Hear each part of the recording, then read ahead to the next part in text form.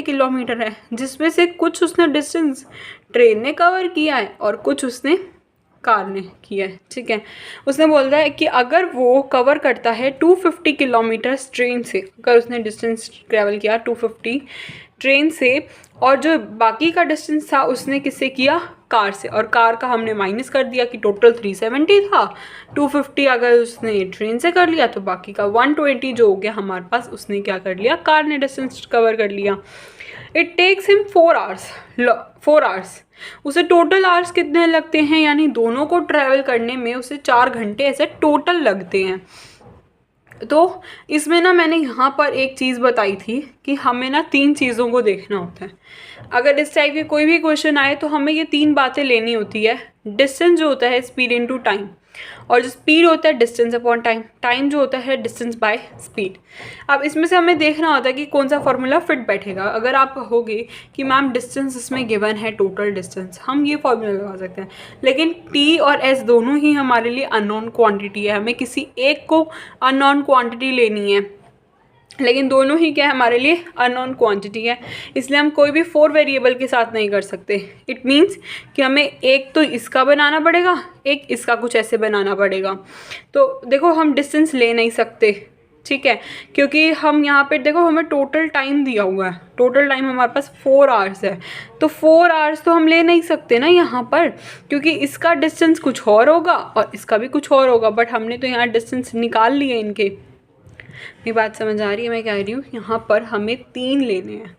एक हमें distance is equal to speed into time, distance हमें गिवन है 370, बट टाइम जो है वो टोटल टाइम है, इसलिए हम यहाँ पर इस चीज़ को यूज़ नहीं कर सकते, क्योंकि हमें 2 चीज़ें गिवन हैं, ट्रेन और कार का, इसलिए हमें दोनों को ऐड करके किसी के इक्वल करना है। अब वो किसके इक्वल हैं, दोनों टाइम के इक्वल है, तो टाइम के लिए ये फार्मूला बेस्ट है। अब ये क्यों नहीं, अब ये कहोगे कि हमें तो स्पीड निकालनी है, हम तो ये फार्मूला यूज़ करेंगे। स्पीड भी निकालनी है, वो भी अननोन क्वांटिटी है, डिस्टेंस चलो गिवन है, टाइम तो वापस से टोटल टाइम है ना, तो हम ये यूज़ नहीं कर सकते, हम यही यूज़ करेंगे, हमारे लिए यही परफेक्ट है। इसलिए यहाँ पर टोटल टाइम 4 था, और जो हमारा डिस्टेंस बाय स्पीड यानी 250 बाय एक्स हो जाएगा, और ये 120 बाय वाई हो जाएगा। हमने ये तो लेट किया अपनी तरफ से कि ट्रेन के स्पीड को एक्स और कार के स्पीड को वाई ले लो, फिर ये हमारी एक इक्वेशन बन गई। उसके बाद हमने अब दूसरे वाला, ये हमारा हो गया केस 1। अब ये है हमारे पास केस 2। केस 2 में है, but if he travels 130 kilometre by train and rest by car, total distance again 370, उसमें से इससे 130 ट्रेन ने किया और कार ने किया था 240, मतलब 370 में से 130 जाएंगे तो 240 आ जाएगा ना, and rest by car. He takes 18 minutes longer, इसका क्या मतलब है कि 4 घंटे लग रहे थे, लेकिन 4 घंटे से 18 मिनट उसे ज़्यादा लग गए। ठीक है, 18 मिनट्स लॉन्गर मतलब 18 मिनट ज़्यादा लग गए। ये मत कर देना कि यहाँ पर भी अगर आप ऐसी इक्वेशन बना रहे हो ना, ये वाली इक्वेशन बनाओ तो कहीं पता लगे वहाँ पे आपने उसकी जगह ये जो आएगा ना 43/10, अगर हम सॉल्व करेंगे, ये देखो लास्ट में 43/10 आएगा, इसकी जगह 18 मत लिख देना, ठीक है, क्योंकि ये कह रहा है 18 मिनट्स लॉन्गर, यानी 4 घंटे से 18 मिनट्स ज़्यादा लग गए।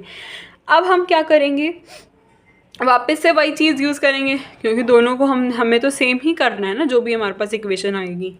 तो 4 + 18/60 यानी 18 मिनट्स लॉन्गर, तो 18 मिनट्स है उसे हमने क्या करना है, आवर्स में करना है, तो बाय में 60 आ जाएगा। ठीक है, फिर हम कैंसिल करेंगे, हमारे पास 43/10 आ जाएगा जब हम एलसीएम ले लेंगे।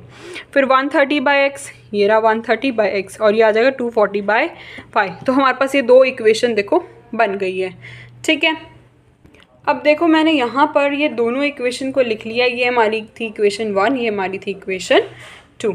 अब मैंने यहाँ पे क्या किया, ये जो 250/x है और 130/x है, इस 1/x को मैंने क्या ले लिया, m मान लिया, और इस 120/y और 240/y को मैंने 1/y को क्या मान लिया, n मान लिया। ठीक है, अब मैंने n मान के मैंने दोनों को इस फॉर्म में लिख दिया। अब मैं इसमें क्या करूँगी, देखो मैं इसमें जो 10 हमारा 43 के नीचे है, हम इसे ऊपर भेज देंगे, यानी ये हो जाएगा हमारे पास 43 = 1300m + 2400n। ठीक है, इसे हमने ऐसे लिख दिया, और इसे हम कैसे लिखेंगे, हम ये बोलेंगे कि एक हमारे पास तो सिंपल ये हो गई, एक इक्वेशन हमारे पास ये देखो ये है जिसे हमें सॉल्व करना है, और एक इक्वेशन को हमने जो अभी 10 को ऊपर भेज के एक सिंपलेस्ट फॉर्म बना दी ये, ठीक है। अब इन दोनों इक्वेशन के साथ हमें काम करना है। क्या करेंगे, हम देखेंगे ध्यान से कि ये 120 है और ये 2400 है, तो ये कहीं ना कहीं उसका कुछ ना कुछ ट्वाइस होगा।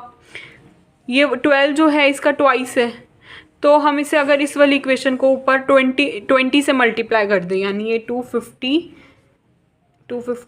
m plus 120 n is equals to 4 है।